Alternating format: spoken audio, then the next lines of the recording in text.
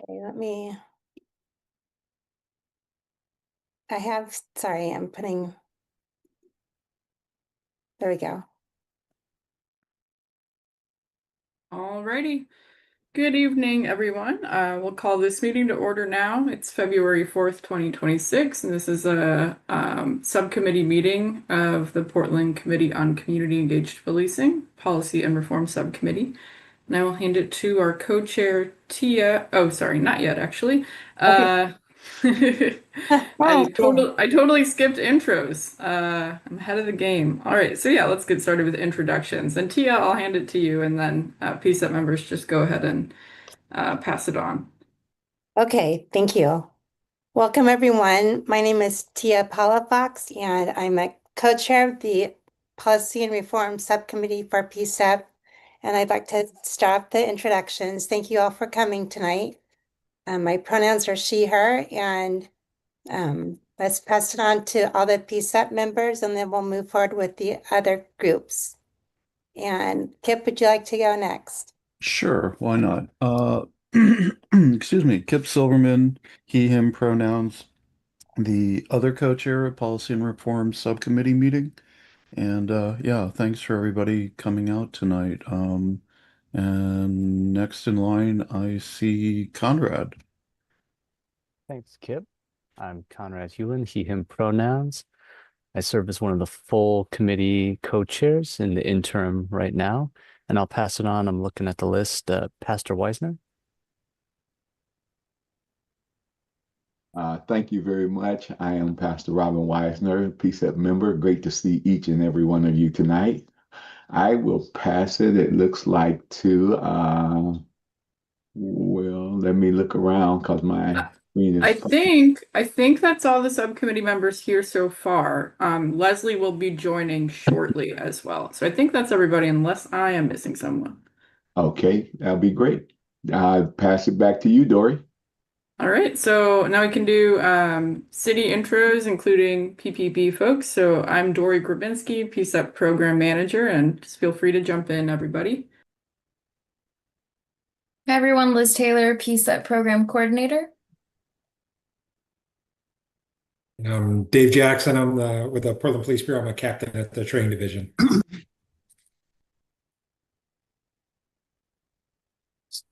Hi, I'm Sarah. And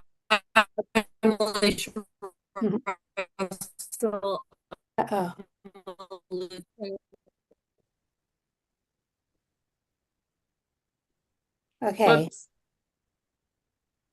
Let's go, Sarah. Then, yeah, Sarah, go ahead and try again. I don't know if that was just a glitch or. Can you guys hear me? You're cutting in and out. I'm very garbled. I'm Sarah Ames. I'm a deputy city attorney and I use she, her pronouns.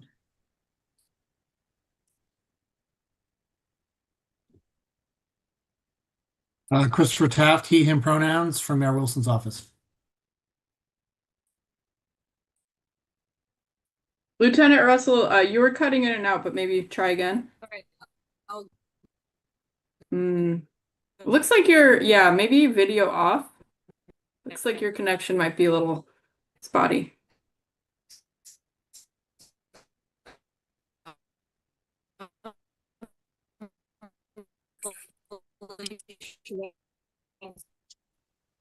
All right, no luck, but Lieutenant Russell is joining us from the Portland Police Bureau, and I think we have some other PBB liaisons here as well.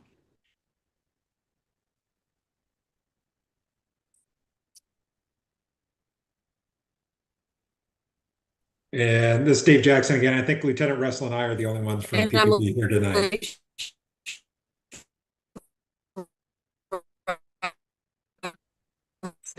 Still having trouble, Lieutenant Russell.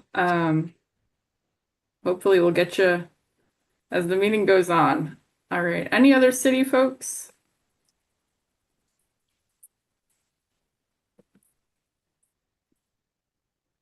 This is Mac. Sorry, this is Mac from Councilor Canal's office. I'm here as well. Great to see you. Hello. Okay. I think we can move on. to our community agreements.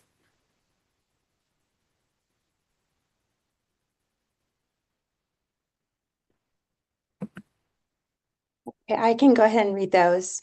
The community agreements to the PCEP subcommittees meetings are listen actively and respectfully, share airtime, be present and open to new information and perspectives, assume positive intent, respect each other, respect the group, speak your,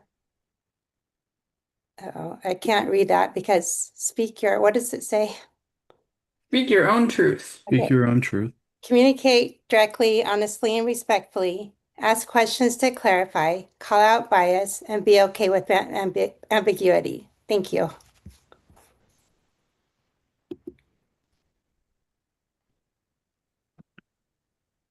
And go ahead, Tia. This is the overview of today's meeting. We'll start updates here soon, and then we'll go into the bulk of our meeting tonight is city homelessness policy and the nexus with policing. Then we'll open up to public comments.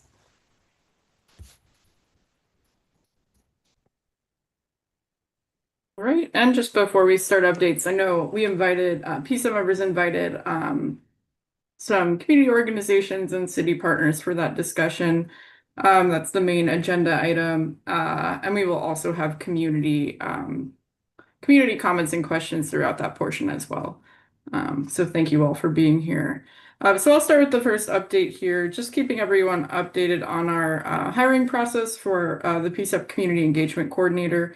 We are nearing the end of interviews and it's going great. So, you know, we expect that person to be in the role end of March. So more to come. And that's all I got. Perfect. And back to you, Tia, unless you want my support with any of these. Okay, I can move forward with the slides. The Community Board for Police Accountability, otherwise known as CBPA, will be hosting their inaugural meeting next Wednesday, February 11th, from 6 to 8:30, hybrid at the Portland building via Zoom. And our committee is encouraging attendance in this event in lieu of our regular full committee meeting. So again, that's February 11th, 6 to 8:30. Hope everyone can attend either in person or Zoom. The PCEP outreach. Members are working on outreach right now to collect feedback about creative, proactive ways that the Portland Police Bureau can help keep communities feel safe and empowered amidst ICE activity, the abusive protesters, and their federal overreach. We're going to be working on a project with this as a team, but please share ideas with us by contacting us or emailing pcepinfo@portlandoregon.gov. And maybe we can talk more about that during public comment tonight.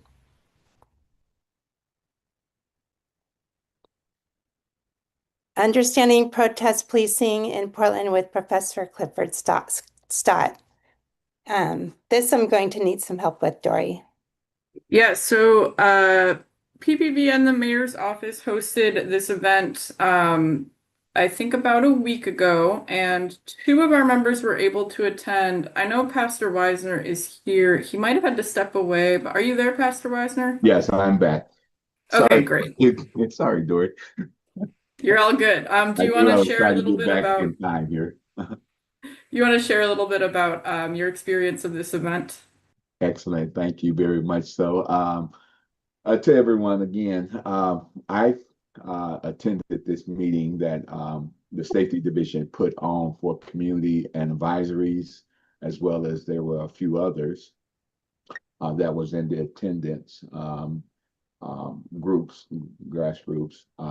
I felt to start off with my personal comment that it was commendable for what the Bureau and this trying to do to understand the environment that we're living in right now, especially with protesting and how police engagement is there. What was done by the screenshot of the researcher, Professor Stott, as well as the Chief of Ireland, who attended the meeting, under the study of crowd philosophy or psychology. And the attempt is to actually study how individual feels and act in areas of what the study would show and identify to how people in crowd control are responding to others who are in the control of the crowd by reaction. There were two, I believe, states that in the United States from Dr. Stotts and them that really pointed out to a significant understanding and during the George Floyd riots is where that they brought interest of how people responded and acted in those concepts of crowd. The other part of that is to identify what Portland can police and the legitimacy of crowds. I believe there's two units that the Portland Police Bureau has built a group of officers or units to be in the areas of those protests, such as in ICE, as we see. I may be, is there was someone from Portland Police on with me here? Is that Christopher or? I'm looking because I don't have the screen in front of me of everybody.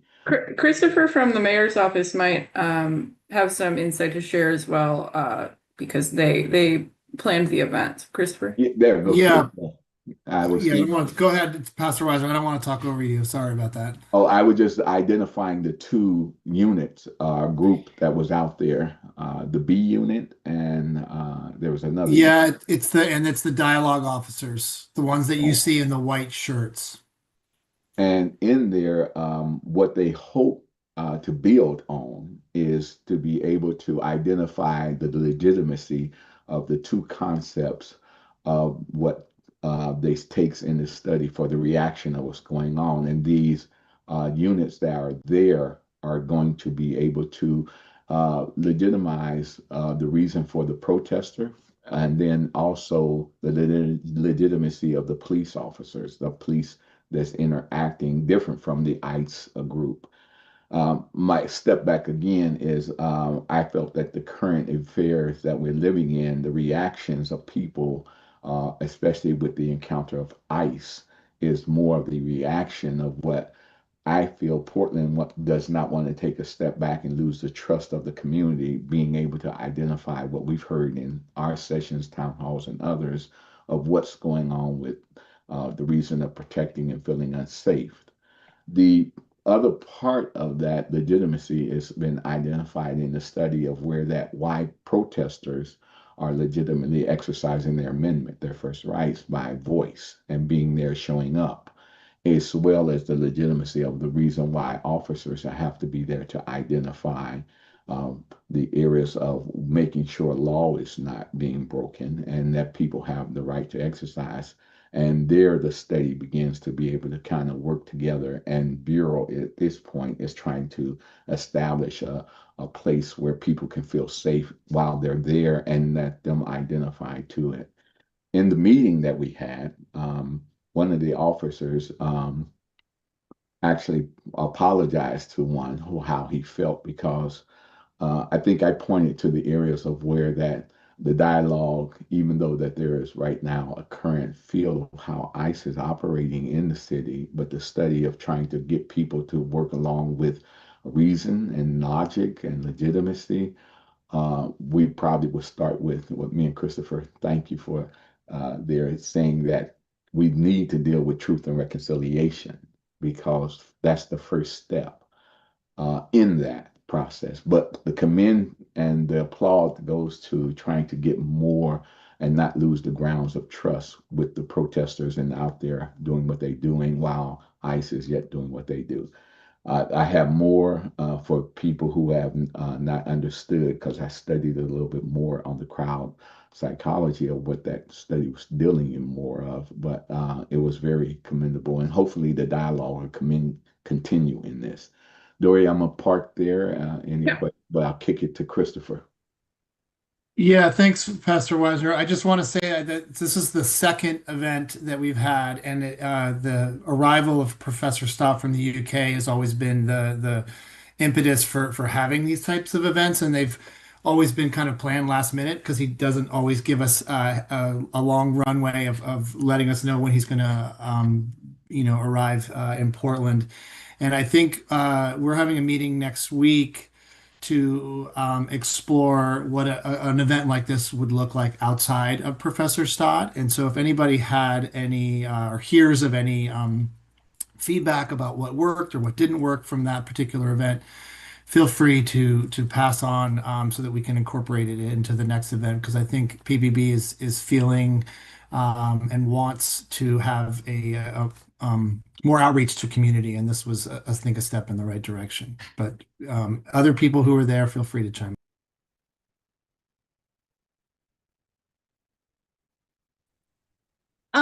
So I was there in my work capacity, so just putting that out there. I was assisting with like the door and greeting people at this event.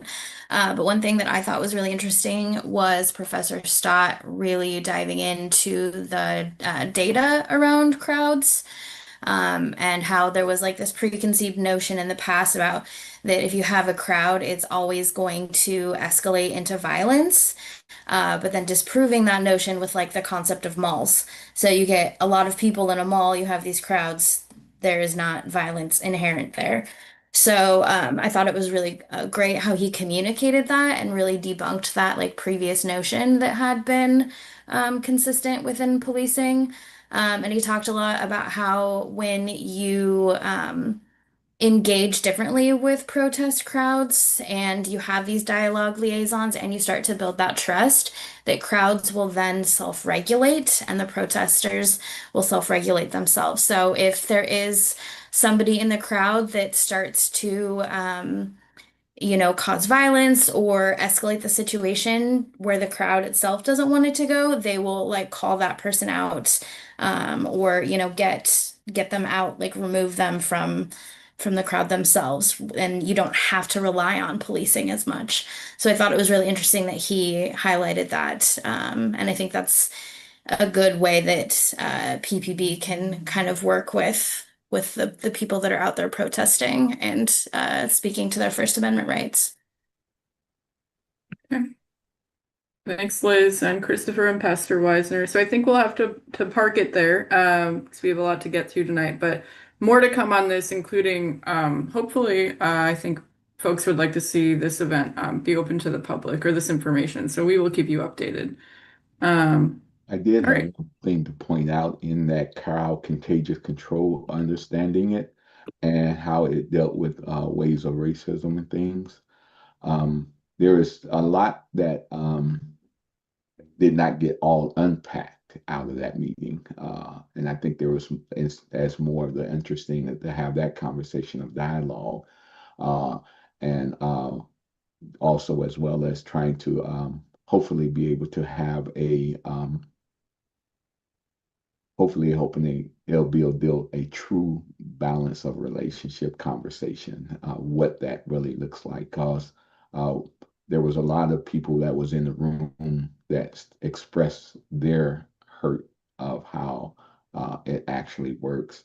The only thing I would point out in there is that when the officers are engaging there, how much depth of emotional balance do they have in controlling the crowd, who has also a area of emotions as well? Because again, the George Floyd is what they pointed to, and officers felt very disrespected in that as well.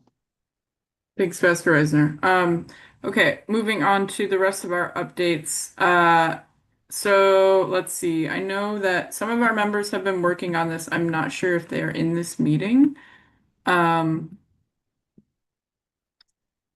So Tia, I'll pass this back to you.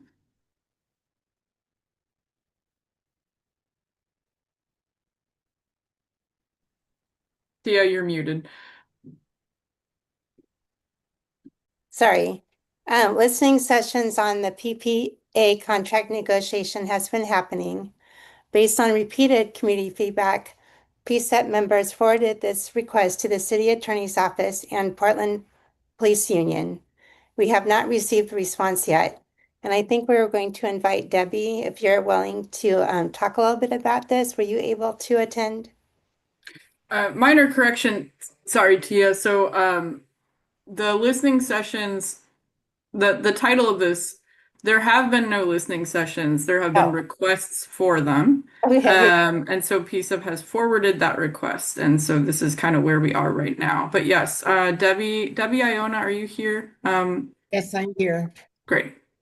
Okay, so back in 2019, one of the city council offices and the mayor's office hosted these listening sessions where the public could come and, they gave us a primer on, what all is a police union contract and what's in it.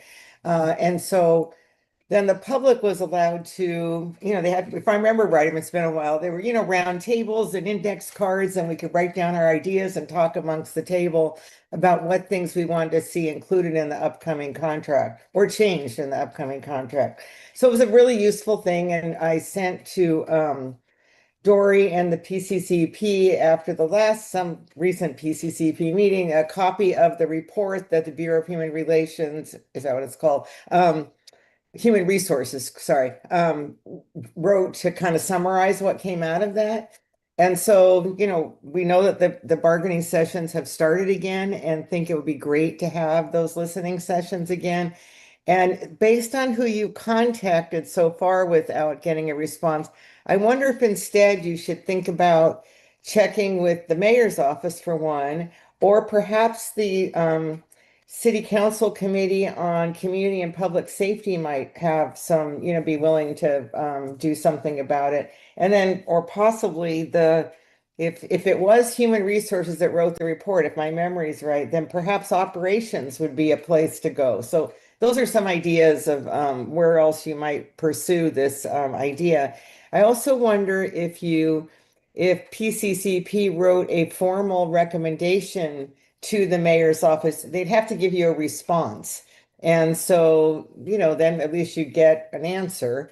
And so those are some ideas that you might want to pursue. I think in the interests of public participation and transparency, this is a really useful effort for us to have for the city. And so think that it's something you might want to work on. The second thing I wanted to mention, though, is in a past bargaining session thing, they had the sessions open every other time. So if the city was hosting it, the public could attend and listen, not participate, but listen. And then the times when the police association was hosting, then those could be closed. So I think that would be also, this time they're just doing it all closed. And so you might, if you decide to make a formal recommendation, it might be a good idea to add that in as an added suggestion. Okay, so that's what I have to say. Thank you. Thank you. Thanks, Debbie. And I do want to clarify, I created this slide, so I want to make sure I'm representing this accurately. PCEP did receive a response from Heidi Brown saying that they would forward our request to the right people, but that it might take some time. So we did receive that response, and then we kind of nudged it along after we sent that a few weeks ago. And so this is where we are right now. Pastor Weisner, do you have a brief comment? Yeah, I've seen the email, and thank Debbie for a brief background. And I do agree that it would be a good idea to have a community conversation. As long as I've known how, even with Dan during that period of time, was pushing for open transparency in the bargaining agreement, even where we were as a group of the Albina Mr. Alliance, the thought would be to this group, I'm not sure if they understand the legal basis around it or reasoning of why confidentiality, or even the public in itself understand that as well when it deals with the observer part. But again, I think that if my question would be more so to the group here, are you familiar with at that time, it was Daryl Turner who had the open public comment session where that they came in and talked about it. So historically understanding it and then understanding what will we be trying to do, hopefully inform, educate, because there's different reasons why from the time that I've been involved is knowing why those things are like they are from the legal point of view. So that would be my question. Do PCEP understand, or is there an ideal to open up more understanding of why that those observations? Debbie, you're with PCEP, is that right? I mean, Copwat? No, I'm a League of Women Voters member. Okay. Have you dealt into the areas of educating? Is that one of the requests to ask PCEP to help open up the understanding more of the door? I'm not sure what the request came. Sorry, can you say that one more time? Your last sentence? Sorry. Yeah, I'm just trying to see what it is that you would like the educational or communication form to be, how it would look, in trying to inform information about the process of the negotiation and observation, if I'm thinking that's how you're asking or they're asking, Dora. Yeah, so it's two different, sort of requests. Number one is if the PCCP could suggest to the city that and it may be too late to make this happen, but if they could do as they've done in the past and open half of the bargaining sessions just for the public to sit in the room and listen. I went to a couple of them. They're not very exciting, but just in terms of transparency, getting a sense of how it works.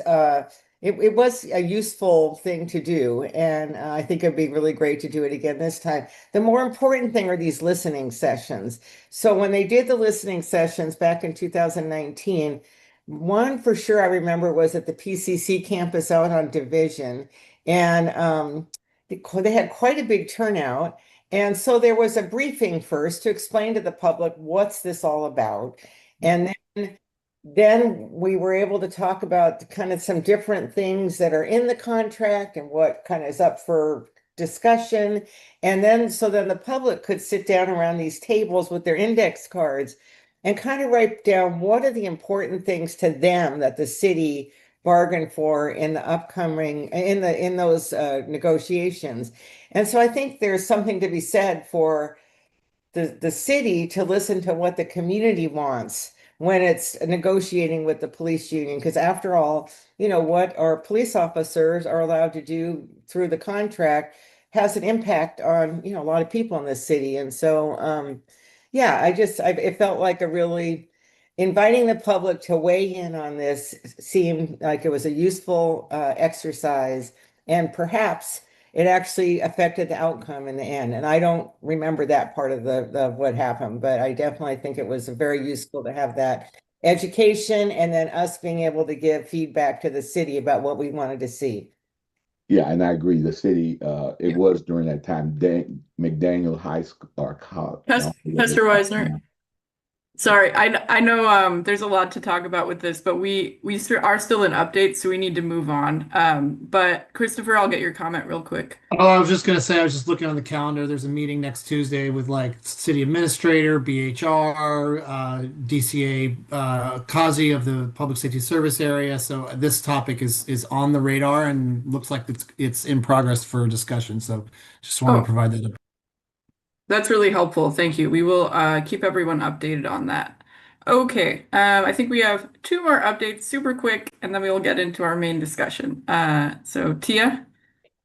Okay, were we going, let's see. Sorry, I really got off track there with the chats.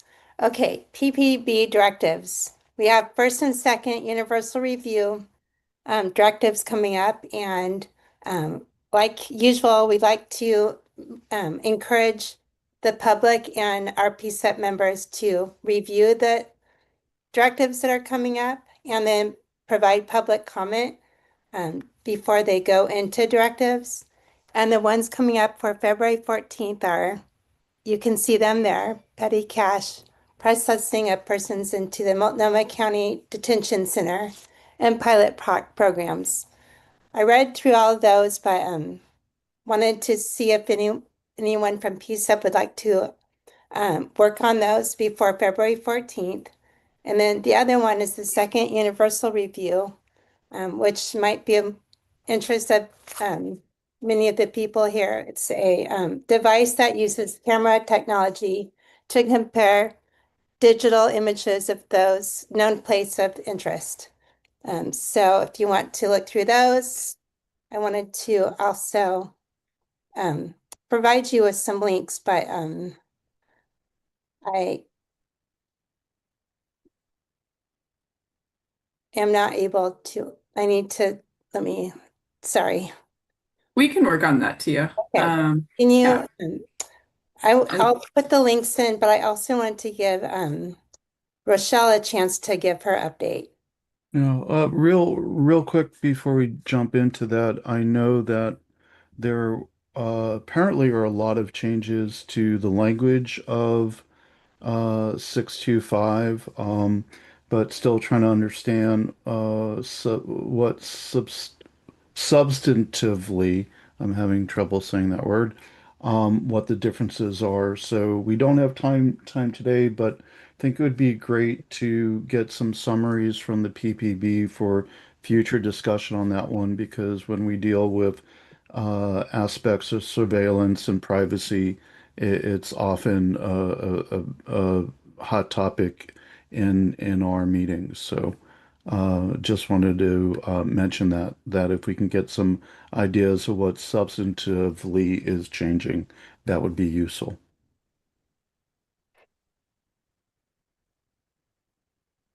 All right. Not at this moment, but yes, I think that's a great idea, Kip. We can work with the PPB liaisons on that idea. And I think as our final update, Dr. Silver, are you here? We have just a minute or two.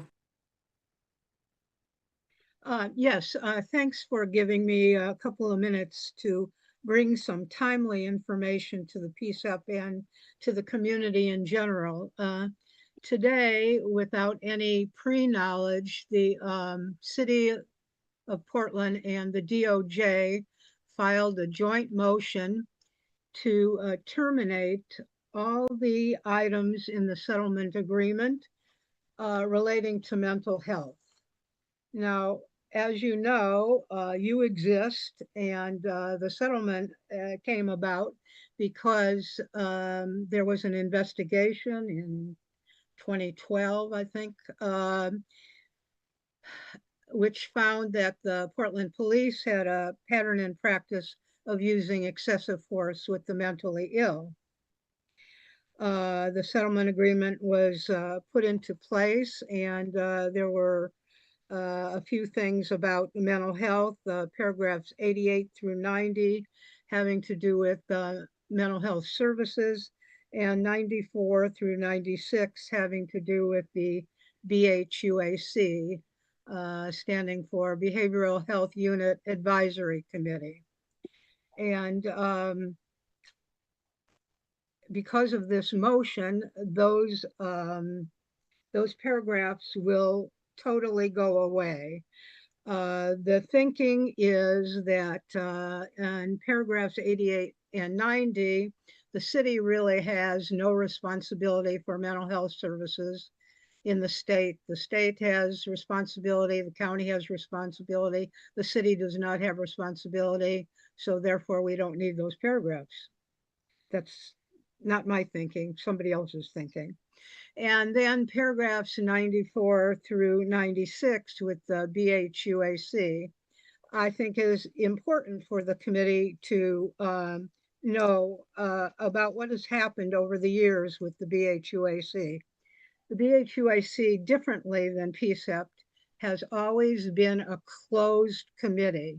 The community has not been allowed to attend any of their meetings. There have been many times when MHA and other people have complained about it to the BHUAC, to the police, to the city, to the judge. And we were told basically that they don't have to open their committee if they don't want to. So a couple of years ago, after hearing so many complaints, they did provide quarterly updates to the community about what they were doing. But these have, in truth, been quite unsatisfactory. For example, they would say in our October meeting, we heard a case. Okay, fine. Well, what was it about? Oh, well, we can't tell you. We had information about the new ECIT training. But what was that about? Oh, I'm sorry, we can't tell you. So that was going on. And then this last year, the BHUAC decided that they shouldn't even meet monthly. They should only meet every other month, which means that the community would get no information, but they would get it only twice a year. So the last report from the BHUAC was in October, we canceled our meeting, and in December, we had a luncheon. I don't know what you think about that. That's not very satisfactory to me. In addition, at one of their meetings, I asked them if they had discussed the situation involving the killing of Damon Lamar Johnson. And the answer was from the BHUAC, no, we don't do that. We don't give advice to the police. They're the experts, and we never tell them what they do right or specifically what they do wrong. So even though their name is advisory committee, they have never been doing any advising. I think this is a community issue. And thank you again for allowing me to bring this update to you. Thank you, Dr. Silver. I can respond to questions if you'd like. I think in the interest of time, we will need to move forward right now, but thank you for bringing this to our attention. I'm sure there will be questions for you either via email from the committee or at the end of the meeting. Okay, packed update section. Thank you everyone for your patience. There's just a little bit going on at the city right now, as you may be aware. But Kip, I will pass it to you for our main portion. Yeah, great. Thank you. So this section, and thank you everyone for showing up, is to talk about city homelessness policy or houselessness, whichever we prefer, in nexus with policing policies. Can you go to the next slide, please? The There are a number of issues that have been addressed with us either via email or in our town hall, and we'll get to that, I think, is in the next slide if I recall. But some of the issues that have come up are some of the aspects that have come up is that the camping ordinance that was suspended for a period of time was resumed November 1st, 2025, after some new shelter capacity had been increased, that camping outdoors is prohibited in public spaces when reasonable shelter is available. Rules target camps that pose public health or safety risks. Violations typically result in citations rather than arrest unless a person has outstanding warrants, and there's a whole aspect to checking previous warrants. And the administration says their goal is to connect people to shelter and services, not to actually criminalize homelessness. And I hate reading to people, but I think it's important to make sure we understand the context of all of this. So, next slide, please.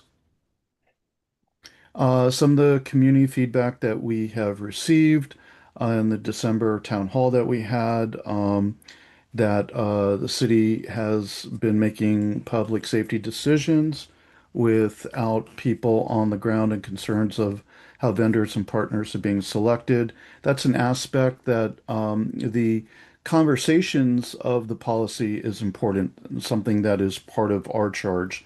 The actual selection process is not, so we won't really get into that piece of it here.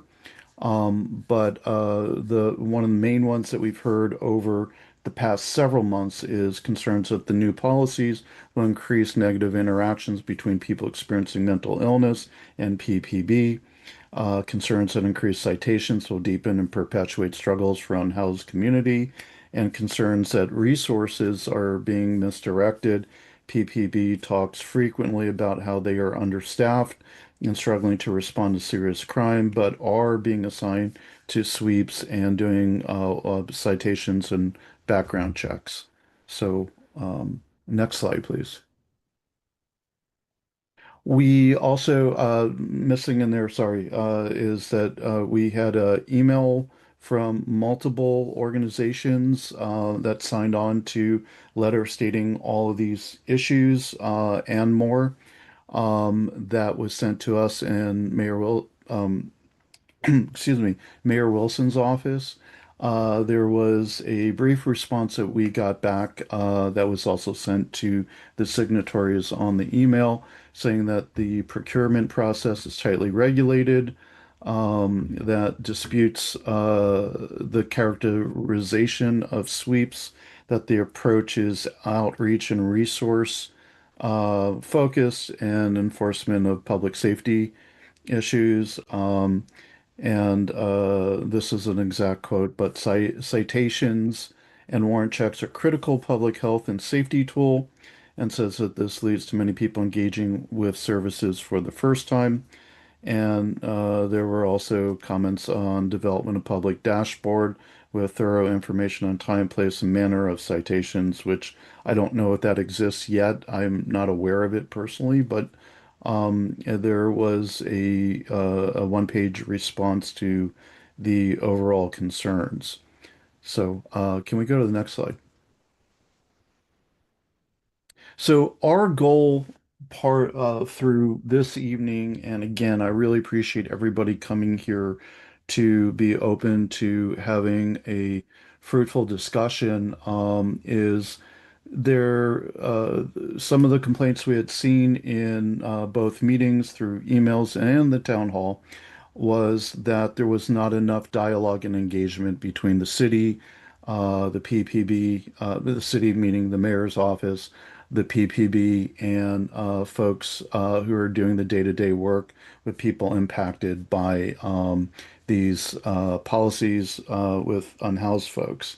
So what we were hoping to do is, based on the response from the mayor's office, we've invited many of the signatories on the letter here tonight to discuss some of their concerns and, if not have direct answers, at least start a dialogue and get conversations going on how we can solution things from a open, collaborative, and values-based approach, since we've heard frequently that the conversation aspect just does not seem to be happening in a meaningful way.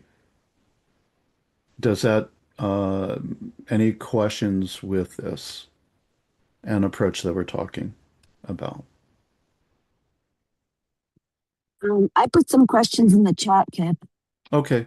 Yeah, we'll let's work through getting conversations going, and we don't really have a methodology to go through all the different questions that come in, but we'll try to address everything as we go through this. So we can start with the chat potentially.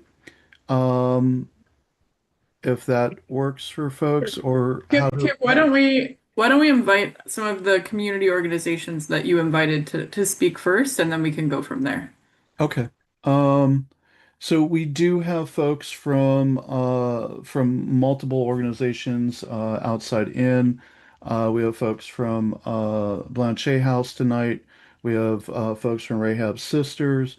And then, of course, we have Rabbi Stone and Kat Mahoney, who are advocates, and folks from I'm sorry, I'm blanking on other names, but we have a great selection of folks coming forward. So, would anybody like to start? Let's start with that. Um, how, I'm looking, so yeah, Sandra. So you have your questions and I'm Yeah, sorry. I'm blanking on your org. I really it's apologize. fine. That's hygiene for all. No problem. Hygiene for all. Thank you. Yeah, So let's yeah. start with Sandra then. And All yeah, right. let's raise our hand for folks that want to Yeah, I feel bad talk. because I have three questions. I guess the most urgent question I have is I would love an answer on how many officers attend any of the sweeps that they go on. There is a new PPB dashboard. They say they've attended 60 sweeps. It doesn't match with the mayor's previous reporting. So that's another question I have is, Mm. and it also seems like they switched the categories. And then, so that's one question is how many people, how many officers go on one of these sweeps when they go? Like, are we assigning two, four, how many? When they're going for warrant checks, citations, etc.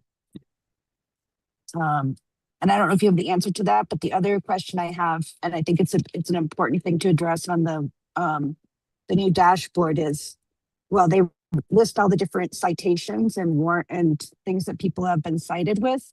They do not give the number of people that are impacted by those. So someone could have multiple multiple things that they're being charged with. So it would be nice to know how many people are being swept up by the warrant checks or the citations, et cetera. It's not clear how many people it involves because they're just like listing the number of different whatever, whether it's failure to appear in court or whatever. Sorry, I'll stop there. There we go, Yeah, Chris. yeah, I can jump in. I'll leave PPB to answer the super specific questions, but I know generally these camp removals, when they require police officer attendance, it's just the neighborhood response teams, central neighborhood response team, and then east and north. Regarding exactly how many are going, I'd have to leave it up to PPB to answer that. But Sandra, you bring up a really good point about the dashboard. We had a meeting today with PPB's data people, and they're still kind of working through some kinks. It's really not up in terms of to the standards that they want it to be. There's a lot of explanations and footnotes that need to be added. But how it was originally, the data I believe was originally compiled was just through the NERTs and they were emailing it directly to the city. That's not how this PBB has then gone through a process of like changing their forms, and so this is where this is the data that they've arrived on. I think it's still being updated, but again, this is just through November and December. But I'll let PBB kind of chime in with the more specifics, and I hope I didn't get over my skis and misspeak. PPB, I apologize. No, can you guys hear me okay? Yes. Yeah. Okay, good. All right, I'll just stay off camera. It seems to work better. Yeah, so during those sweeps, especially down at Central Precinct, it takes about 6 to 8 officers, depending on the size of the camp for those cleanups. And we're just, as you know, we're just assisting Rapid with those cleanups. And again, it is like Christopher said, it is the neighborhood response teams that are going to the camps, and they're not the officers that, if they weren't doing the camps, they wouldn't be responding to 911 calls. I mean, their specific job is to focus on issues happening,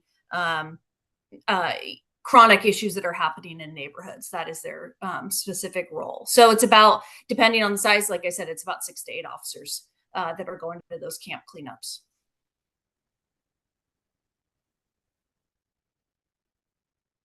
Okay, cool. Do we have more questions from our invited panel? I don't see any hands up currently, but if you could put your hand up for if not, I'll just start calling on people. So, Lauren. Hi everyone, my name is Lauren Armony and I'm with Welcome Home Coalition. Apologies, I'm out for a little stroll on here, but my main questions are around praxis here. I'm curious, like, what research, like, what methodology promoted this specific tool in a time where we're in a like financial shortfall, and there apparently we have a shortage of police officers. I know you're saying these aren't the officers responding to 911, but I'm assuming you all work as a team for public safety in the city of Portland.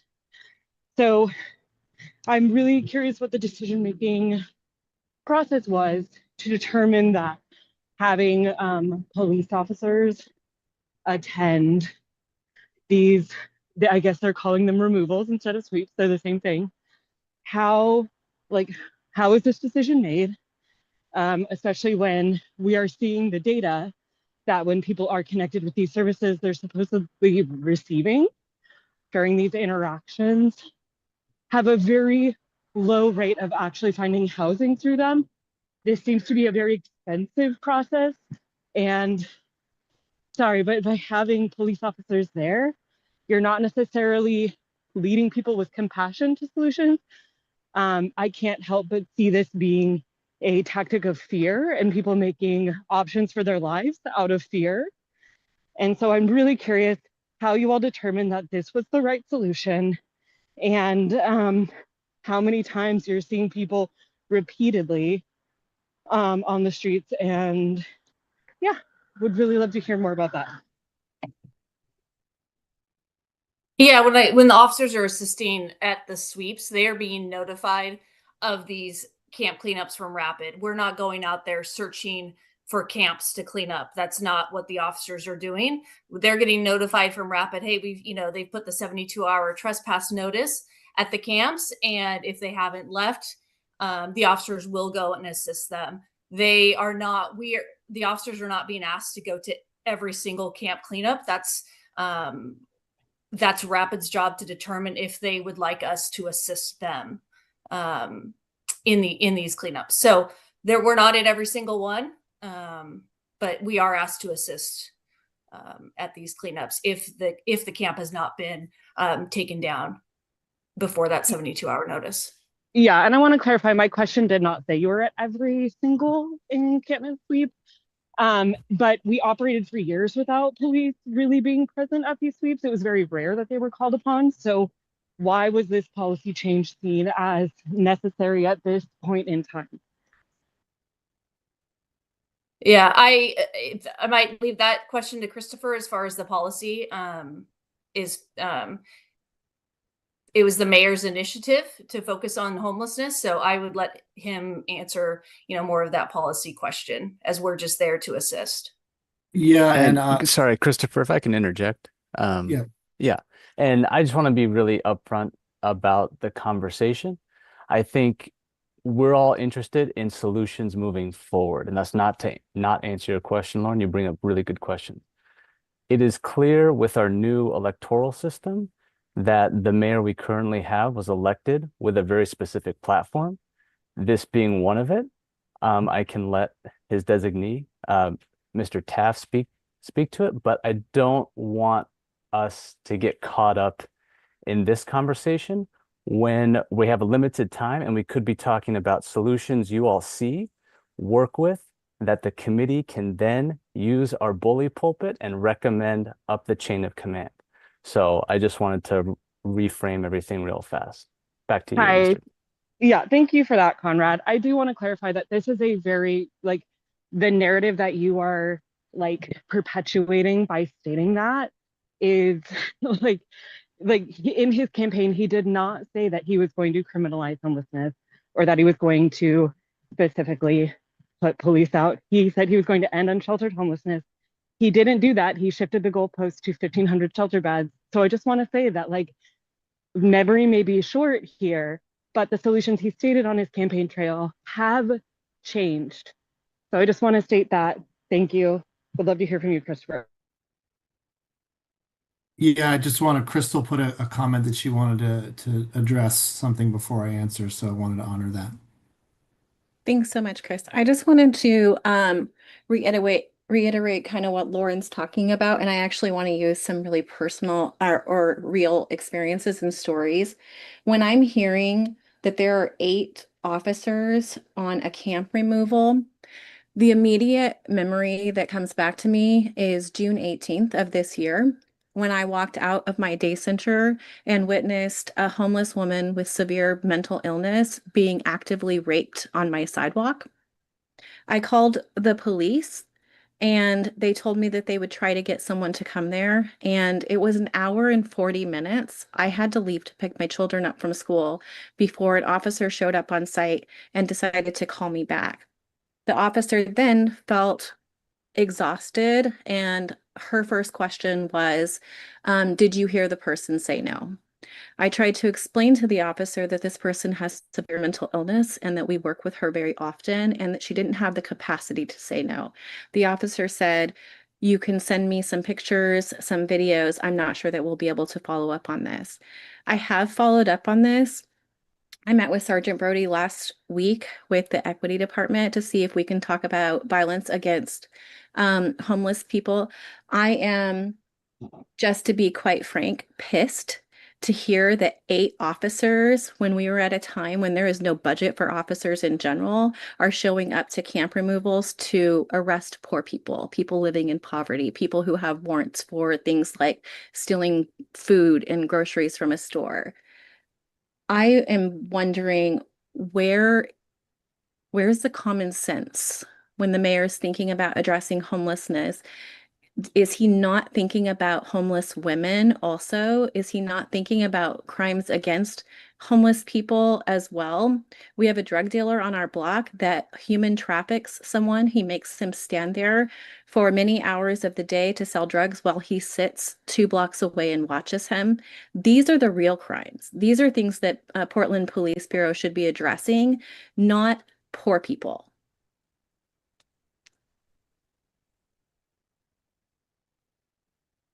Crystal, I don't have words. That's a horrendous story. And I appreciate you lifting that up and making that aware, making us aware. I mean, the mayor, I'll just speak, on behalf of the mayor. He wants to enforce and feels it's necessary to enforce an existing code that's on the books and that was approved by council. And not, I hear you about poverty, but we're seeing that many people are accepting services and they're not always at the behest of police officers. Often there are city outreach workers that are present there that are also, shuttling people to a day center or shuttling people to a food pantry or to storage or to if it's the evening time, they're shuttling them to an overnight shelter. But the story that you shared is horrendous, but the mayor is pretty adamant that some of these people do have gun charges or failure to register as a sex offender or have charges for drug distribution and warrants and wants those people to enter the criminal justice system and try to solve that through the system that exists. I know it's not a perfect system, but it's the system that we have. Okay. I know that's a deeply unsatisfying response. Yeah, and I thank you both. And this is why we're facilitating the conversation to have some hard conversations. If it were easy, then we probably wouldn't need to have this meeting. But I do want to follow up and without an understanding of the policy, the thinking behind it, and being able to unpack things, it's hard to get into a solutioning space. I would also offer that while something might be currently in code, it was brought into code at some point, it could also be changed. So I'm hoping that what everything we're hearing here tonight helps inform some of the future thinking on this. And I'll stop talking now. But just want to frame that this is intended to be a tough conversation and that the folks doing this work daily are able to get to the information they need to be able to provide what should or could change. So, with that, Corinne. Hi, thank you so much. So first of all, I don't want to just say that I'm going to speak to homelessness for all of Portland. I'm just wanting to chime in about Old Town. And so when we're talking about the camp removals, whatever they're labeled as right now, I can consider that there's some people that might have some encounters with law enforcement and that have some sort of criminal entanglement. I would like to focus on the people who don't, who are the vast majority, and I can't highlight that enough. The system that's in place for them during the day, there is no system. If you're unhoused in the rain during the winter, your choice in Old Town is to go to an open air park, which is a day center, the Oasis, which has wood chips on the ground and gravel. It has a few tents, no heat. And so this is your choice. If you suffer from substance abuse or that you have some mental health issues, your way there is actually quite difficult. We don't have indoor day centers that are functional. We have the BHRC, which is about 25 people and 4 slots throughout the day. You have to stand in line to get a ticket, and then you have to walk several blocks to get there.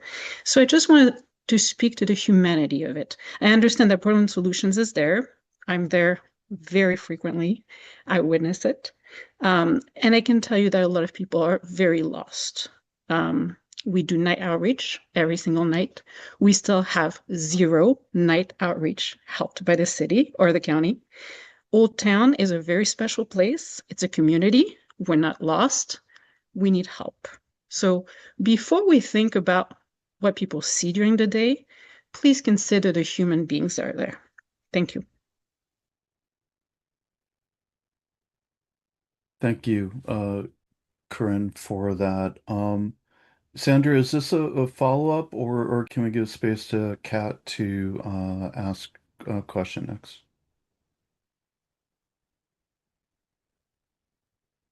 Sandra?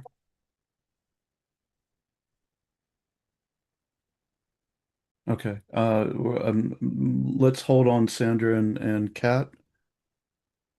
Hi. Yeah. So, just I know there was a question about how many cops go to removals or sweeps, or it doesn't really matter what you call it. We all know what it is.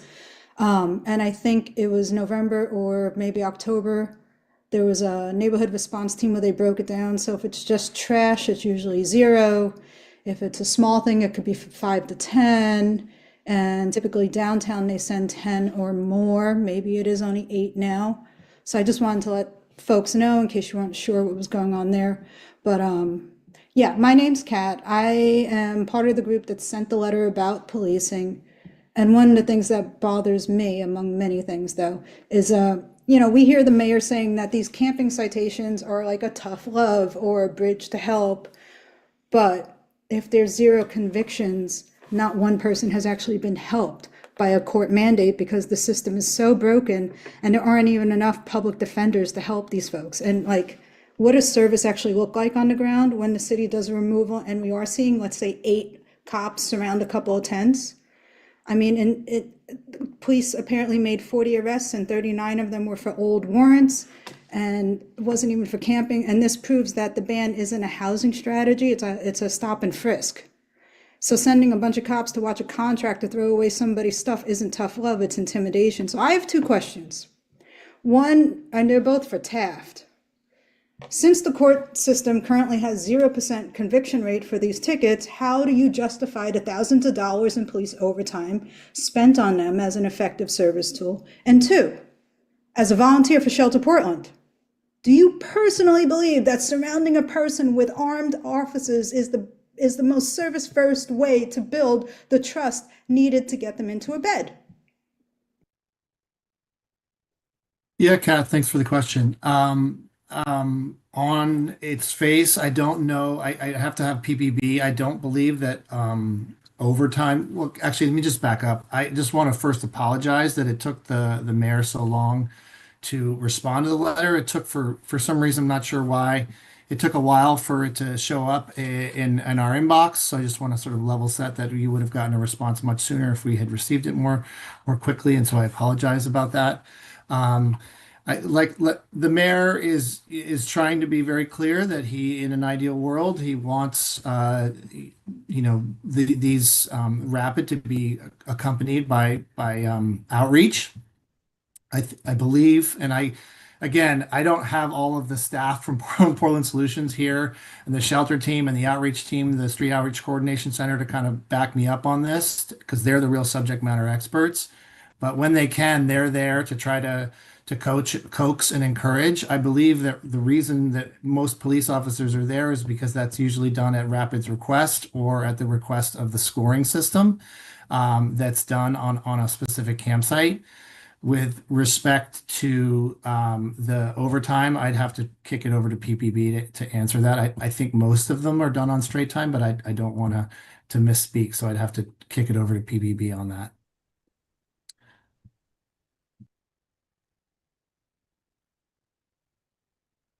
And this is Dave Jackson. I can let you know the NERT team, they typically work Monday to Thursday, 7 o'clock to 5 o'clock, and this is not done on overtime. This is just part of their assignment at the neighborhood response team dealing with neighborhood livability issues that get sent to them. And I know really broadly, the chief has given direction, and well, DCA Kazi from the Public Safety Service area has given broad guidance to all the bureaus in the Public Safety Service area to reduce overtime. And I think the last statistics I saw that the overtime is down bureau-wide over year, or from 2024 to now, or 2025, sorry, to now. So just thought I'd pass that on. Okay, Kat, did that answer your questions? Not the second one. Okay, and that's what I was wondering. So the second one was the engagement practice. Yeah, I mean, Taft, you're a volunteer for Shelter Portland. Do you honestly believe that surrounding a person with cops is the most service first way to build trust? No, I think that that could be problematic with certain populations for sure. I'll honor that. Okay. All right, cool. No, thank you for that. Sandra, get to you in one moment. There was a follow-up that I had. When we're talking about the number of police that are assisting the team doing the removals, how many people in general are we talking about involved in a camp? So if we're sending 6 to 8 police, how many is it? 10 individuals, generally 20 individuals in a camp, 5? I'm curious about the ratio.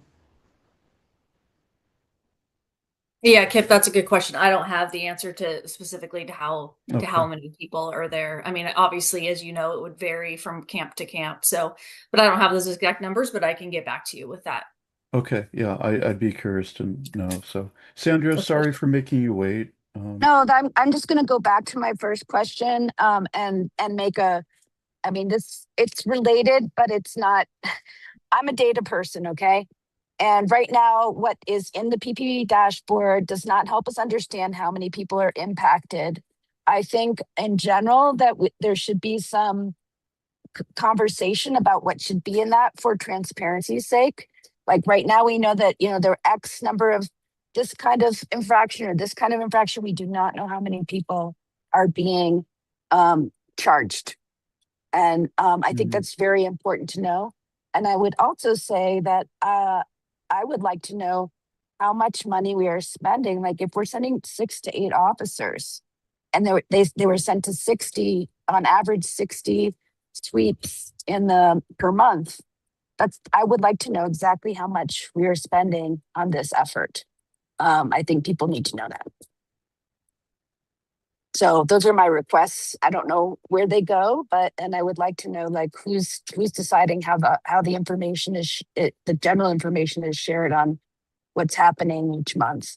But I think that there should be community input in terms of transparency. Thanks.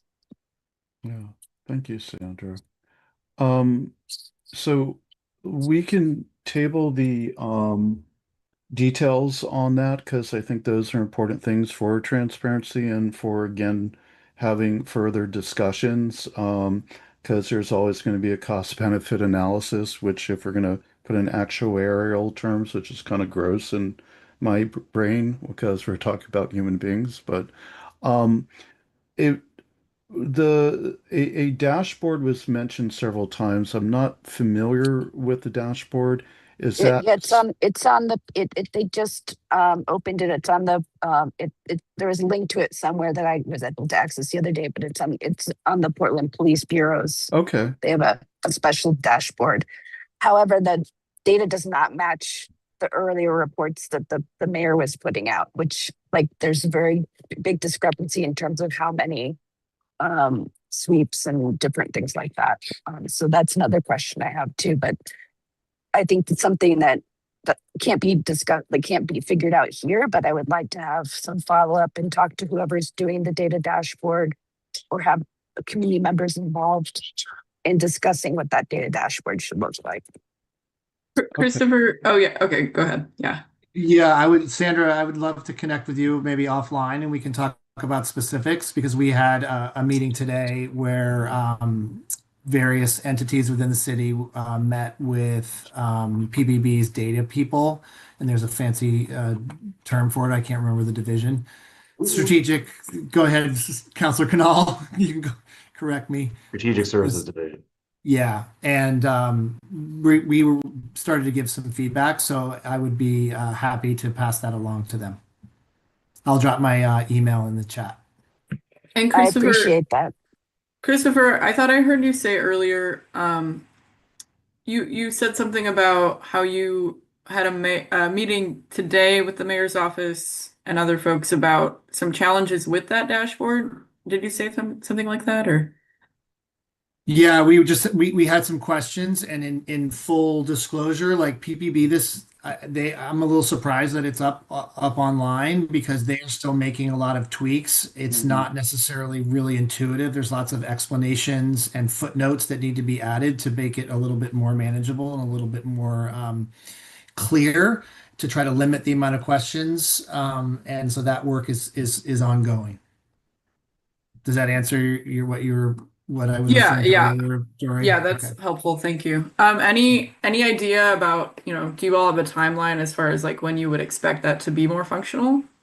So I can share with you that this was something that that we've been sort of cheering on for many months now. I think PBB had an employee that in this division that left that who was sort of in charge of this project. So which has increased delays, but they're working really hard and it's a great team and they're working their hardest to get it up and running. Thank you. Okay.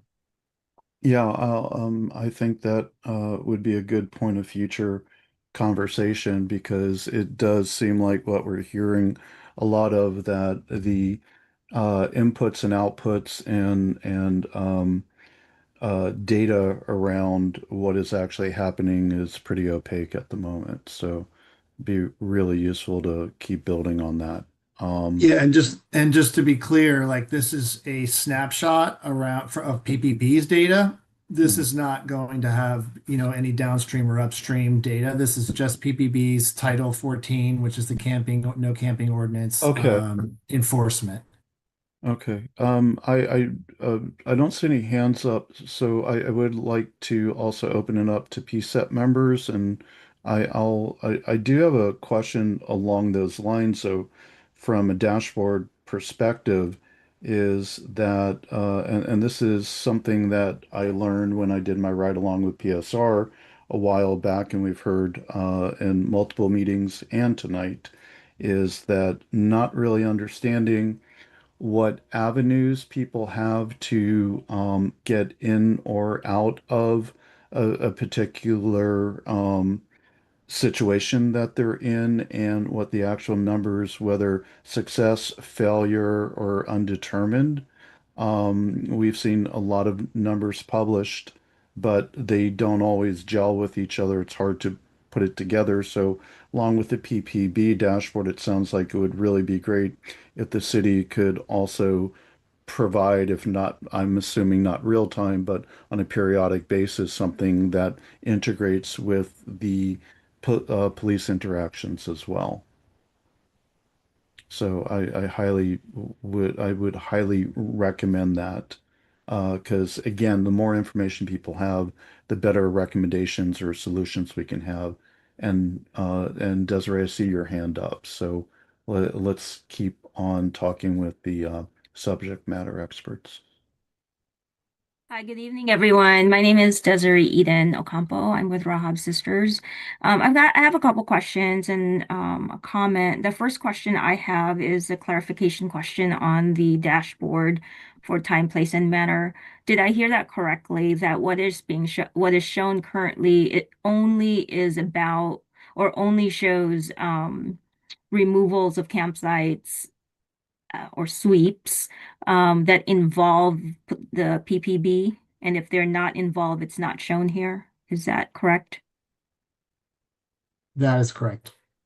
Yeah, the IRP dashboard are the camps or the campsites that are removed that do not require or have PBB involvement. This is just the Title 14 enforcement camps. Oh, wait, I think I'm hearing you on the reverse. My question was, does it involve PPB or does it not involve PPB? Yeah, it involves PPB. Sorry, I wasn't more clear. Okay, it involves only PPB. All right.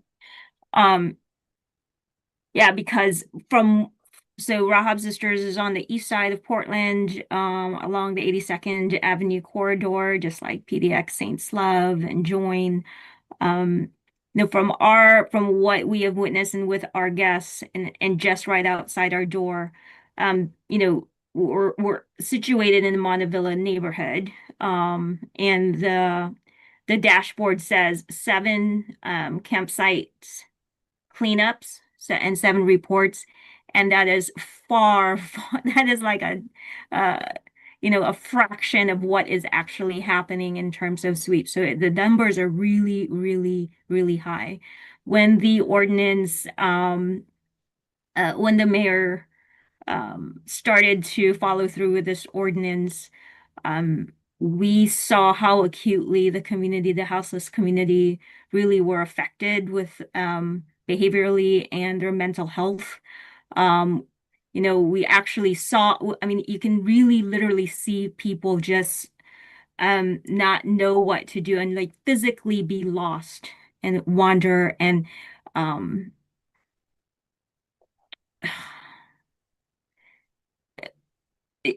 the anxiety and the level of stress is palpable throughout the streets when sweeps and removal begin to happen. That's one of my comments. My next question also is about having to do with data. One of the comments that was presented on the slide, I believe was like a part of the response from the mayor. It said something about citations and warrants are critical to the public health, is critical to public health and safety tool. I would really love to know what data shows that it is. What is the public health? What public health is it addressing, and what safety is it addressing? And I'd love to see where that, like, is that supported by actual data?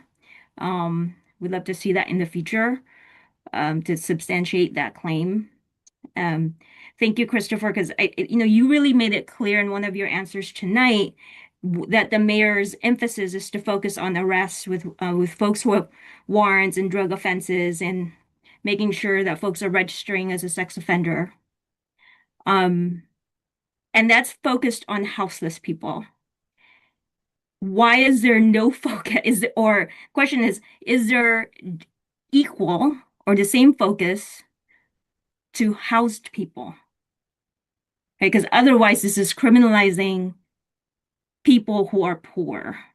So if the focus is to get people to register as sex offenders, to administer on warrants, then focus on the population across the board.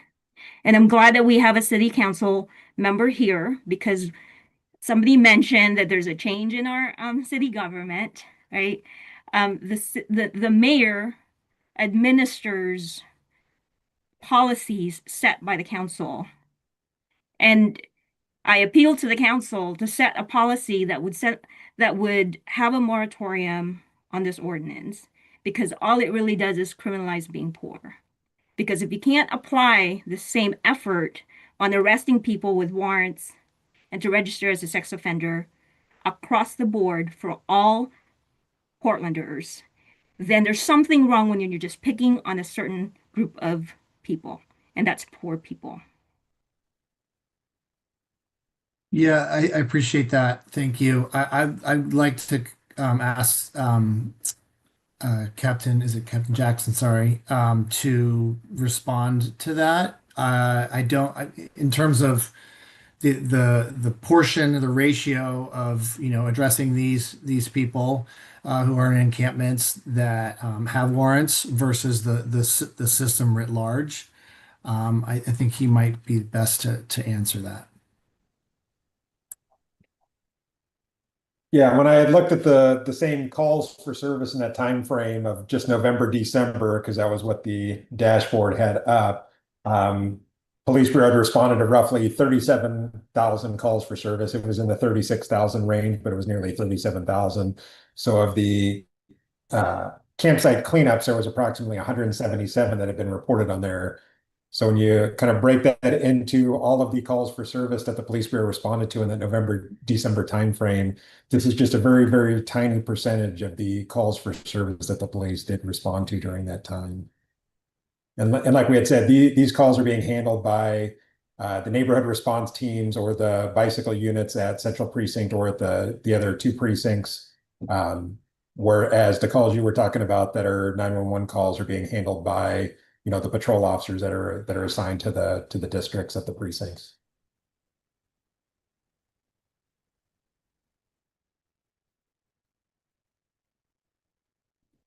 Yeah, I just think that a comparison of data is always good. Like,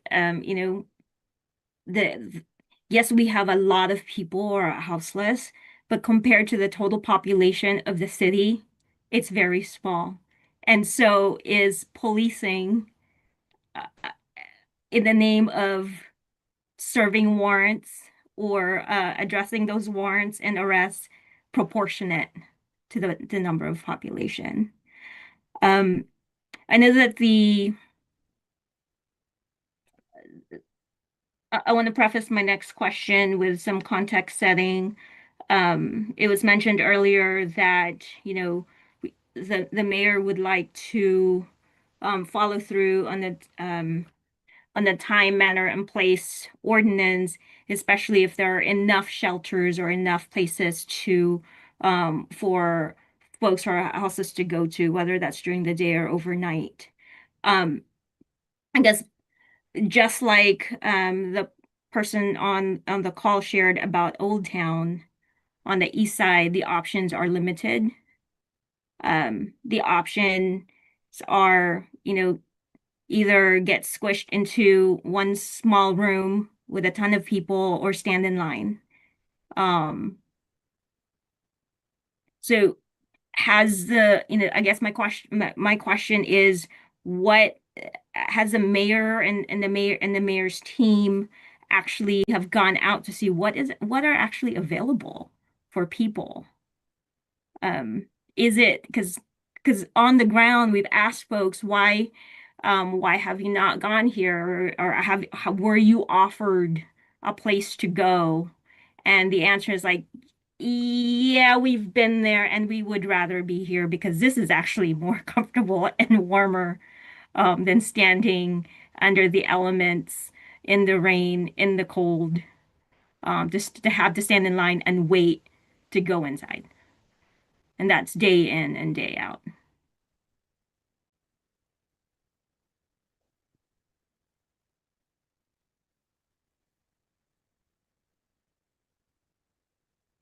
Yeah. So let me restate my Yeah. question.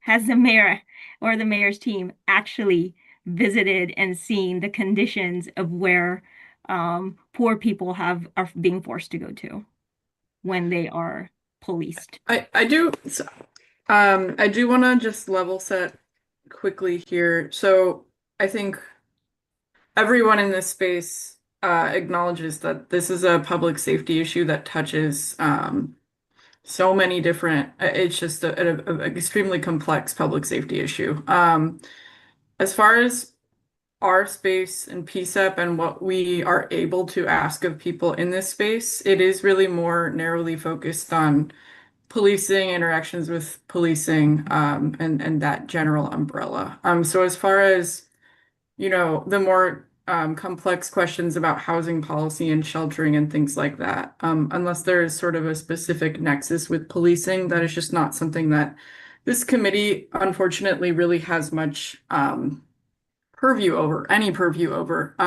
So I just do want to encourage people to kind of direct their questions and comments in that direction. And we really appreciate the feedback you all are sharing so far. Yeah. And Yeah, yeah. can I just Sorry. I Yeah, just want to yeah. honor the question, Dory. I appreciate you level setting. I think the power of this group is in its mission statement, and I there's a couple I want to go with it in a couple directions. So, yes, the mayor has personally slept in one of the shelters. He and I spent a night at the Moore Street shelter a few months ago. I know his team, his Portland Solutions team, and the shelter services team is always looking to open up and expand and be responsive. They're working to, try to bring family shelters online because there's just a dearth of them, and and that's the need is there. They're opening. Not sober shelters, but people who are trying to. There's no check at the door, but they're trying to be responsive to people that are trying to remain sober, and so they're opening those types of shelters, and so they're constantly trying to be responsive given the resources that are available, and I'll leave it at that. But Dory, I just want to kind of say, like, I want to, I'm the only representative here from the mayor, and there's a whole lot of really, a lot of people behind the mayor on this and who work for the city. And if there is like a need to have this conversation in a different venue, I would love to have that conversation. I'm happy to collect the comments. Maybe someone could share if you want to start putting them in the chat, and I can collect them. And my question back out to everyone is, what would the next step of engagement look like? Given that maybe a PCEP meeting isn't necessarily the time to talk about the mayor's shelter strategy. No, but I thank appreciate you stepping in, Dory. I appreciate that. Yeah, I think. Oh, go ahead, Desiree. Yeah. Okay. It's just for folks who don't know, it's Desiree Eden is my first name.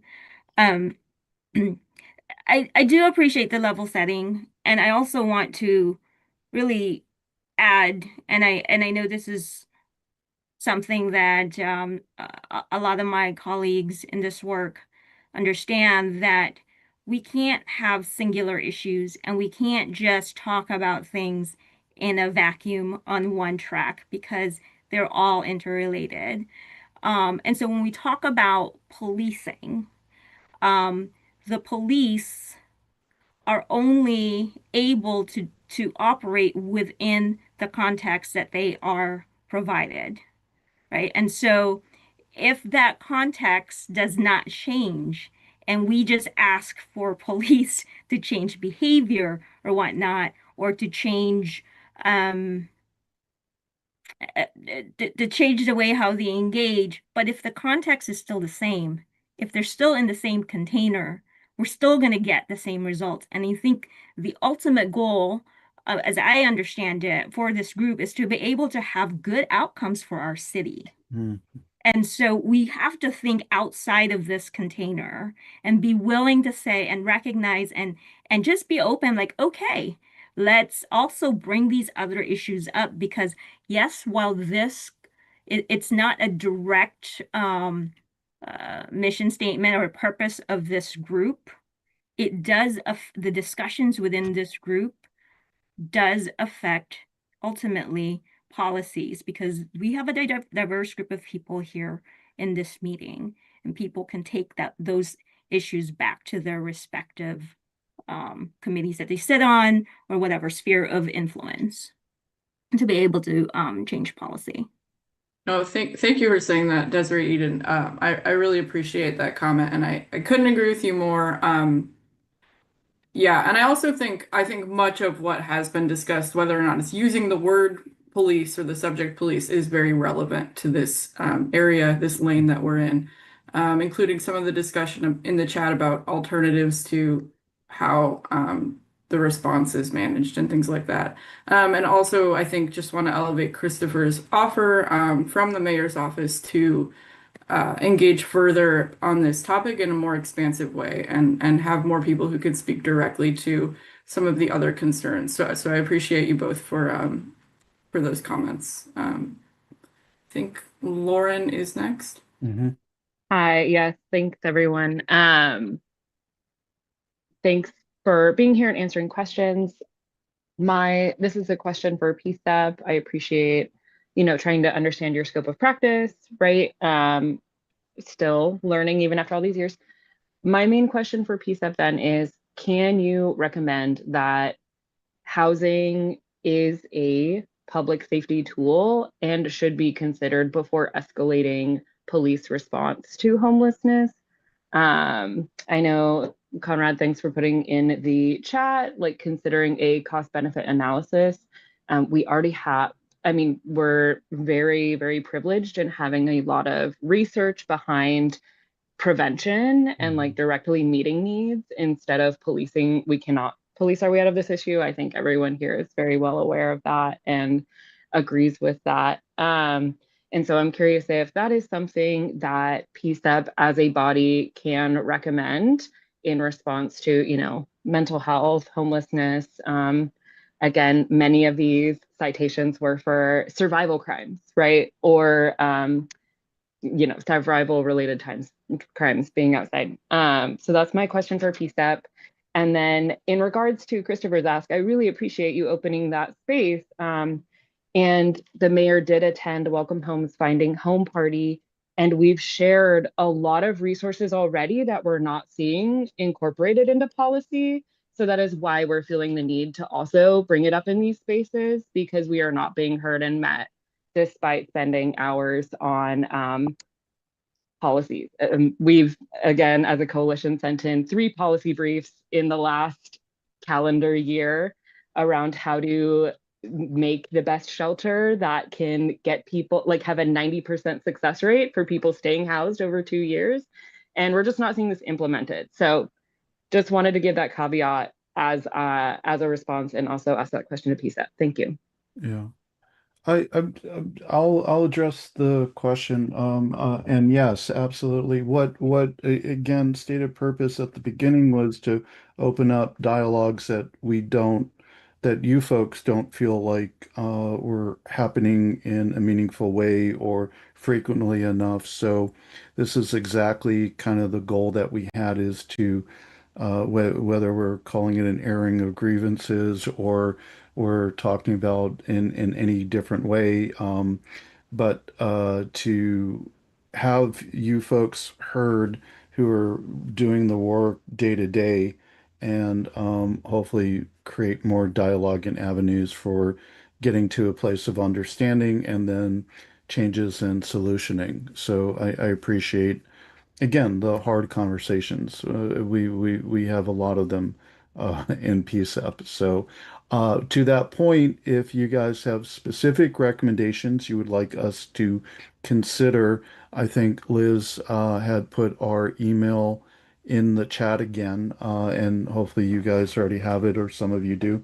But I think it'd be a great thing for us to have some specifics to work with that we can then discuss across the different committees, and start working towards a recommendation, whether they're one-offs, small things, or larger ones. This is why we exist, is to hear from community and help the city do better. So I appreciate that. Real quick, I just wanted to make a comment question. I was poking around the dashboard.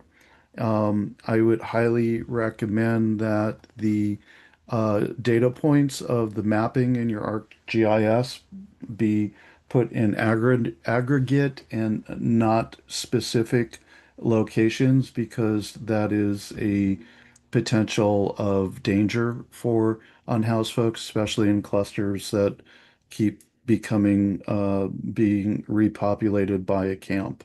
So and I would have just emailed on it, but that should be taken down like tomorrow.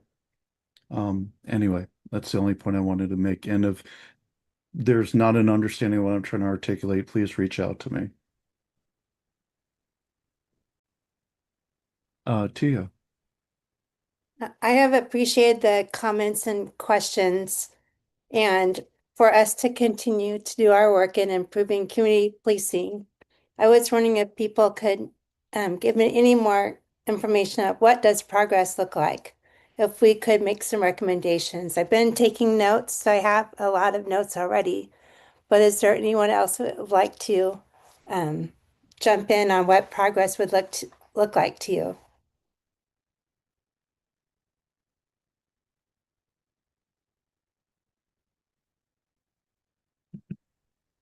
Go ahead, Sandra.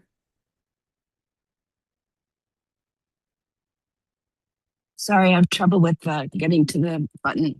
I think, I think one thing that, just to reiterate here, and as someone who used to teach sociology and social scientists, I think imagining what public safety is and how it's achieved beyond mere policing is a really important thing to think about the different tools that we have to enhance and improve public safety, because there's a ton of studies that show that, in fact, policing is secondary to a lot of other things you can do. For example, the housing, the neighborhood spaces and ways of people being in touch and knowing one another, etc. So that sounds a little out there, but I'm going to put it out there anyway. And for me, at a bare minimum, I'd like to see community input on the dashboard so that we have some transparency and sort of community input on terms of what's being tracked with relationship to this project, so that we at least have data that we can use and having a rounded evidence-based debate or discussion going forward. Thanks. Thank you. Thank you for that. We are getting towards the end of the meeting time where we need to make space for some public comments, whether related to this topic or not. So maybe we can give another 5 or so minutes towards this. Would somebody like to, any input? We haven't heard a ton from the PCCEP folks who are here. Is there any other input that you guys would like to share, or anything else from our invited guests? Or PCCEP members, if you have questions for any of our guests, or as Tia just posed, which was really helpful. But yeah. Yeah.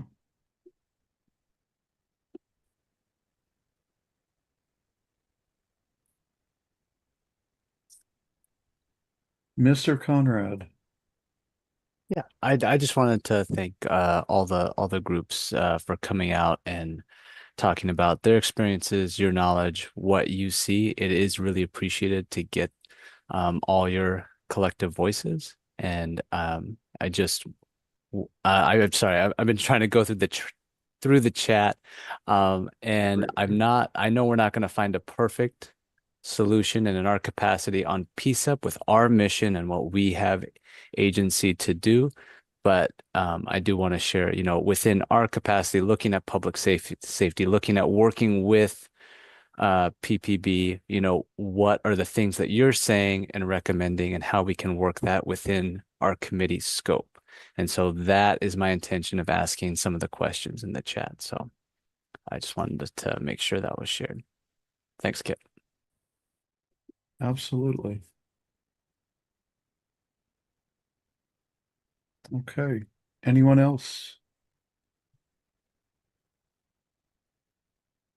Okay. Thank you, everybody. I'm a big believer in new starts or old starts even. So I appreciate the conversation and everybody coming with best intentions. And yeah, I think getting some impact input back. It's been a long day from these conversations from everybody once you had some time to consider and think about. We would really love to hear from you. And to Conrad's point, our core nexus is in policing, but we also can make broader recommendations like we did with the PSR on alternatives to reduce harm out there. So whatever comes of your conversations going forward, please keep us in the loop. And as we get gravity towards things, we have the ability to pursue those with the city. So with that, should I don't see any other hands, so Kip, there is a question in the chat if Oh, you guys okay. want to engage with that. Oh, I'm sorry, didn't see that. Let me scroll down. Can we advocate for housing? Okay, so the question is, can we advocate for housing as a frontline solution when considering police operations?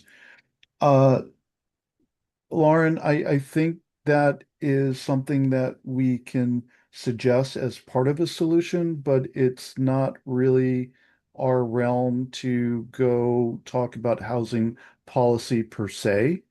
But if there are avenues to the policing policy and the engagement that would lead people to a housing first type solution, we can absolutely include that in the recommendation process. I know that's probably clear as mud, but I think that's basically the best avenue we have to have things be considered. I would even say, and I'm going to venture to throw this out there, that part of our recommendation from what I think, what I've heard tonight and prior to tonight, is that we can do a recommendation of regular substantive engagement with all of you folks and other frontline people doing this work to inform the policy in a more programmatic way than has happened in the past.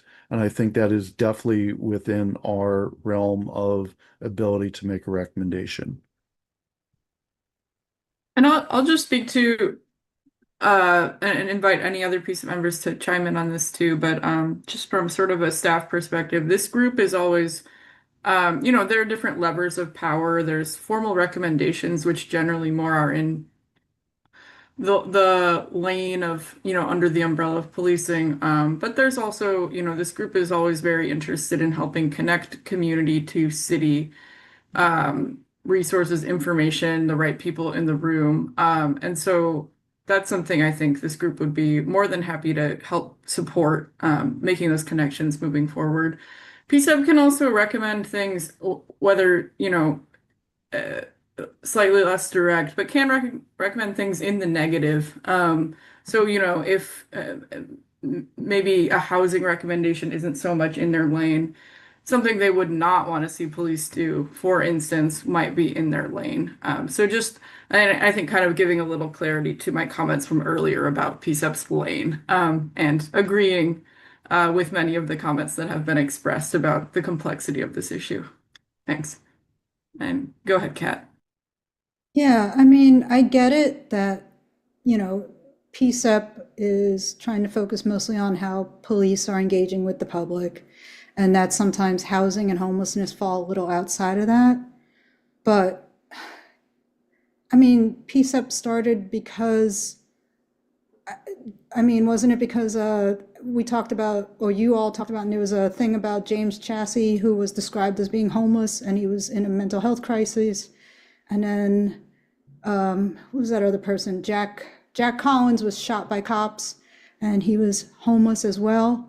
I mean, to a degree, you do overlap a lot with a specific population being focused or harmed the most.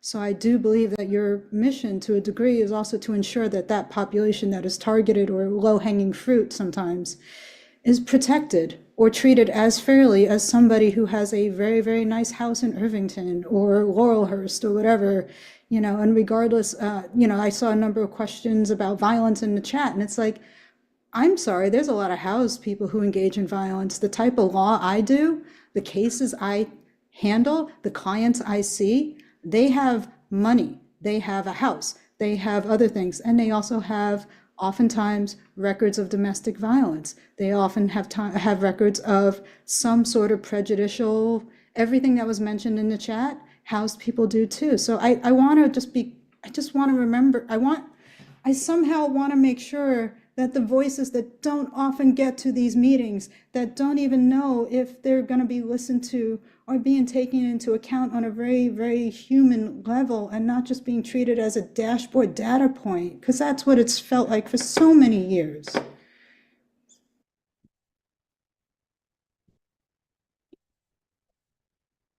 Thank you, Cal.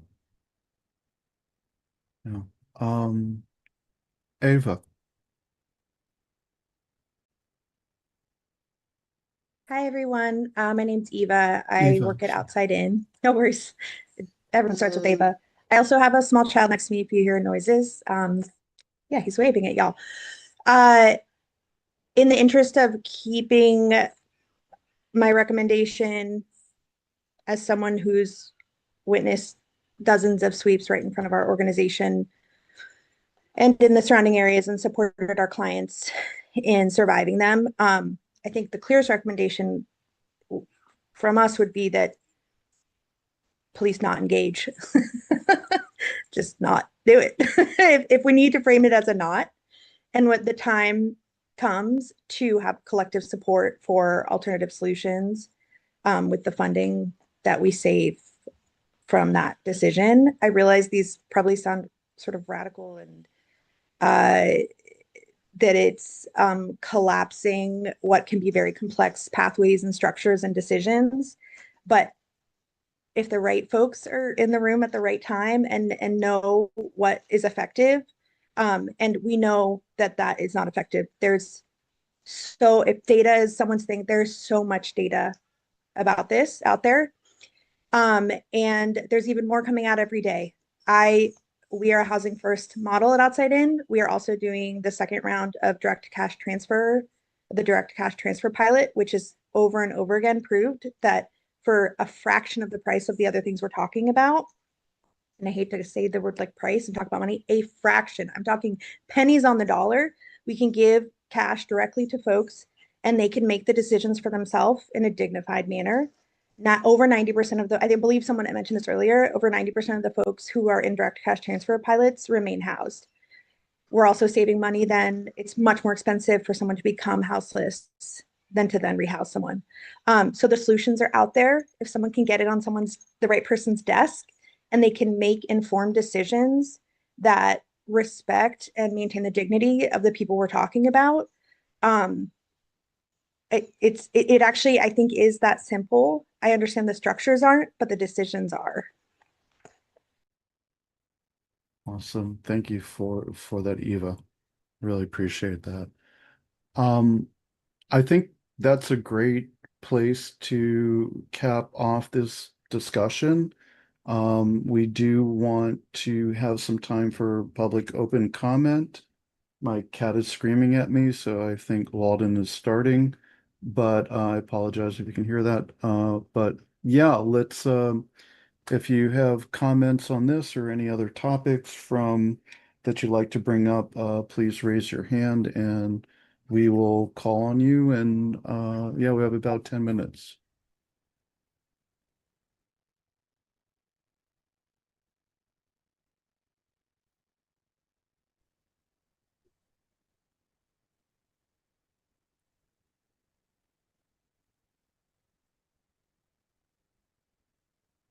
Babs. Hello, can you all hear me okay? Yes. Yeah. Okay, well, I was gonna hold back, but then I figured, well, what the heck, I might as well jump in. So first of all, thank you all, everyone for being here tonight. Although, of course, this is a very disturbing, disheartening, and extremely difficult discussion. I will say, I was disappointed that I only heard Portland Street response referred to once, maybe twice. So I like to just throw that out there because I have been a strong advocate of Portland Street response, and I've actually witnessed Portland Street response helping some individuals at my local Fred Meyer's store within the last year. In terms of all that you're trying to do, I appreciate that. And I do understand the struggle that Mayor Keith is having. I met him on the campaign trail. I would appreciate a little more information than Christopher was able to provide tonight. It did sound like there's a vehicle for that to happen. I also, I'm 77 years old, lifetime Portland. They're currently in District 2, Northeast Portland. So pleased to see my city councilor, Samir Canal, here. Thank you. I also noticed in the chat that a staff person rather, from City Councilwoman Candace Avalos was in the room here tonight. And as you know, she's out in Far East County. There was some mention about activity around 82nd. So thank you again. I will continue to be as involved as I possibly can be. We simply cannot give up. That's the bottom line. We cannot give up. And all of you people who I still see here, because I've been following PCCEP for a couple of years now, I know that you haven't given up, so none of us can. Thank you very much for listening to me. Bye-bye. Yeah, thank you, Babs. TJ?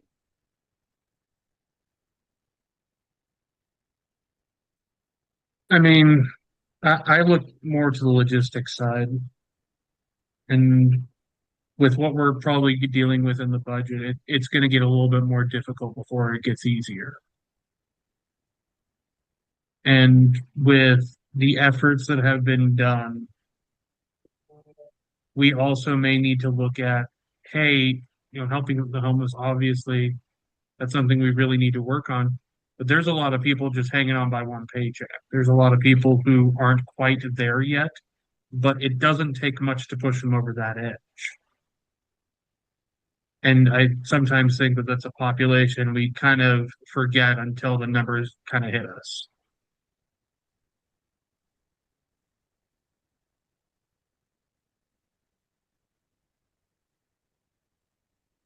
Thank you, TJ. Cameron? Good evening, beautiful people. My name is Cameron Witten. I am here representing Brown Hope, which is a Portland-based racial justice nonprofit that has served this region since 2018. I hope that y'all had a great meeting tonight. And I just wanted to spend a couple of minutes just giving you an update on some advocacy and policy work that we are doing with the city of Portland. Shout out to Tia, who invited me to come here tonight. I have been to some PCCEP meetings over the past few months. And yes, we really very much care about community safety and public safety. And last year, Brown Hope actually organized a whole week of action for the 5-year anniversary of George Floyd, but also to really bring visibility to the livelihoods and the realities of Black Portlanders. And so this conversation on community safety and public safety is very near and dear to my heart. And so in honor of George Floyd's memory, and of course, many other Black Portlanders who have survived or were victimized by police violence, we have worked with 2 of our local city councilors, Candace Avalos and Councilor Loretta Smith, on a city resolution to honor the 6-year anniversary of George Floyd's murder and also reaffirm the city's commitment to police accountability and oversight. And so this whole, the We Are the Bridge Week of Action started in May, but this process around this city resolution started about 3 months ago. We have Sophia here, who also was a really great help and steward in this process, in addition to Tally from Counselor Smith's office. And so we worked together to really think about what this statement needs to be, because we wanted to create a statement not only that is in recognition and making promises, but how can we really tie this into tangible change and action? And so I am posting this current draft of our resolution in the chat, and we are actively requesting feedback about this draft resolution. This is likely going to be introduced on February 25th to the full council. So we really only have until February 11th for feedback. But if you do have time, it's just a page and a half. And we are really wanting to make sure that we are taking seriously what does it mean for the city to reaffirm its commitment to racial justice. We had a community engagement meeting with some local Black community leaders just last Friday about this resolution. And one thing that came up was there were a lot of promises made during the racial justice uprising in 2020. Some of this was City of Portland. Some of it was just the citizens themselves. And there's clearly ways in which we have backtracked, and there's ways in which those promises have been abandoned. How can we hold ourselves accountable? And how can the city be a model for its citizens to really hold true to our values of racial justice, especially centering Black lives? And so if anyone has any feedback, I'm also putting Sophia's email address in the chat, because she is the main person who is getting feedback. And I and others will be working on, continuing to massage the language, but we really want this resolution to speak with the voice of the city. So I thank PCCEP for giving me time to talk about this. I will also add my email to the chat if y'all have any questions for me, because we want to make this an inclusive process. So again, Brown Hope, We Are the Bridge. Say George Floyd's name, and let's continue to fight to make Portland the safest city imaginable. Thank you. Thank you, Cameron. Maureen. Hi, I know it's not January anymore, but just want to lift up human trafficking awareness and the fact that our unhoused communities suffer daily, not just in January, and that the focus has to be kept on the suffering that those people are experiencing, and that we need all the city's power behind it. Thank you, Corinne. Any other comments or questions that folks would like to enter into the space? Please raise your virtual hand. We'd love to hear from you.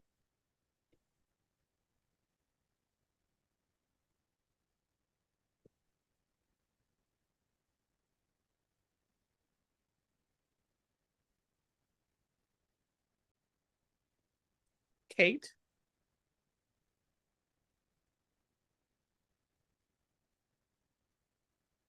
Kate, if you're speaking, you are on mute still.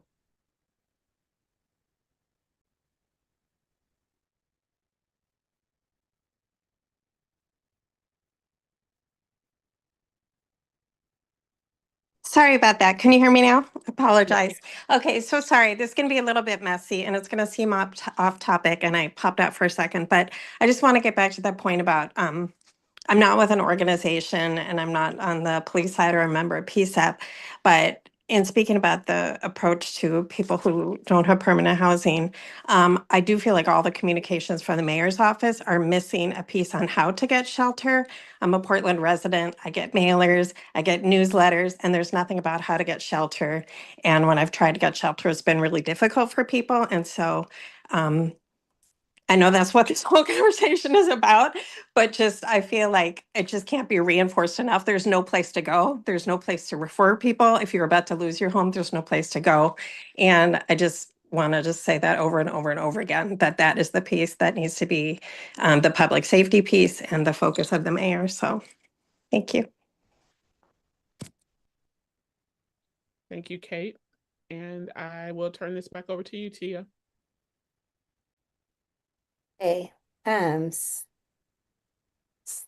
what's next? Thank you all so much for coming tonight, and Upcoming PCCEP dates and events. On Wednesday, February the 11th, we are encouraging everyone who can to attend that CBPA meeting, which is the